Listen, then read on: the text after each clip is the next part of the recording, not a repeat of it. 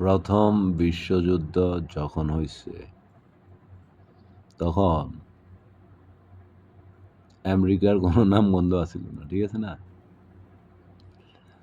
America আস্তে আস্তে গিয়ারে আইছে। আমেরিকা সারা পৃথিবীর বন্ধু হইছে, সব মানুষের উপকারের হকের জন্য কথা বলছে। হ্যাঁ?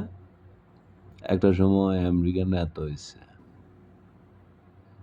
নেতা হওয়ার পরে এখন সবার উপরে জুলুম করতেছে। রাজনীতি করো, রাজনীতি। এখন আমেরিকা আবার ডাউন্স আস্তে আস্তে স্লোপ করতেছে, নিচের দিকে যাইতেছে আর কি। গিয়ার আইতেছে কে? চীন রাশিয়া।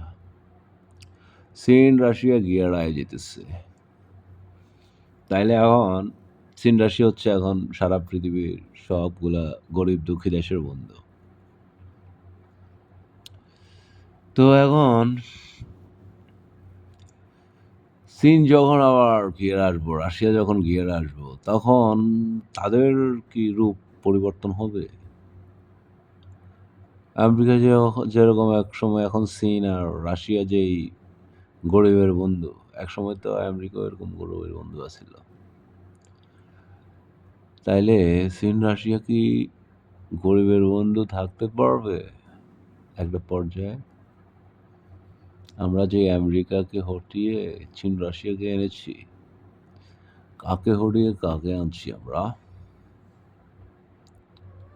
এখন ধরেন চীন রাশিয়া এদের মতলব ওই যে এরা সারা পৃথিবীর মানুষের জায়গা জমি যা আছে এগুলো খাইব।